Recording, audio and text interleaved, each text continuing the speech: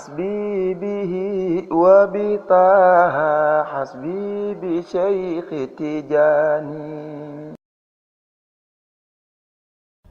te gis nga wàllu yàlla ak wàllu caaxaan lu neex a xàmme la. benn mbokk dafa ñëw ci Thierno Seydou Nourou Tall ni ko ñaari mbooloo dañ ma jaaxal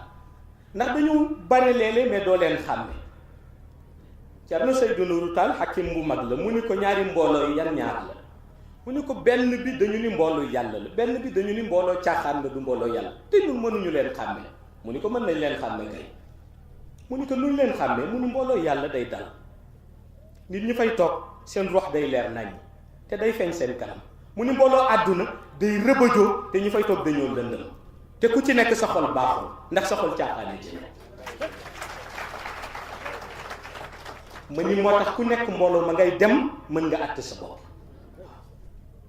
looloo tax Mawlaay Cheikh Ahmed Tijani Chérif mënul nangu ñu jël folklore dugal ko ci ëttu tariqa mënu ko nangu bëggul folklore ci biir tariqa te folklore bi lu tax mu bañ ko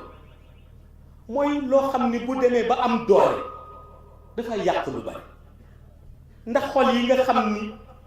bëgguñu woon ku dul yàlla dañuy commencé di intéressé wu ci àdduna ruux ya nga xam ni soppuñu woon ku dul yonent bi dañuy commencé di intéressé ci wàllu àdduna waaye bu ñu waxee folklore mooy waxtu julli ba ñu fàtte ko waxtu wasifa ba ñu fàtte ko la ca des la ñuy def mooy liy bégloo nit ña pour ñuy génne xaalis di joxe te tey bari na ñii di way jàng ñu ci bari incarné lu ni la war a wax ngir yàlla war a way ngir tagg Mawlaay Cheikh Ahmad Tijani wala tagg magu tariqa bi ngay way uniquement pour lan pour jigéen ñi génne xaalis yi. bari na ci ëtt yi nga gis da ngay dem ba poussière ba sax day jóg waaw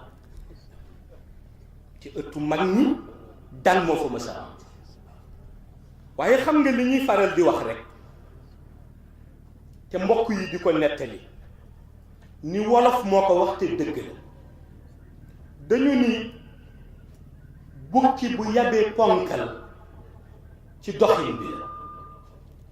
lu jar di bàyyi xel xam nga am na ñoo xam ni ci seen caractère rek tax na seen ëtt kenn du fa tëb di fa yëkkati poussière ba ci seen caractère rek bu ñu la xoolee rek nga toog fa nga war a toog waaye bu ñu jëlee micro ba naan ruus leen sëriñ bi mi ngi toog bàyyi leen fecc yi ruus leen sëriñ bi ni sëriñ bi ci boppam moo waroon ruus boppam bu noppi xam ni am na jotaay yoo xam ni du jotaay yu kilifa ndax kilifa bu toogee pour jàngale moo tax.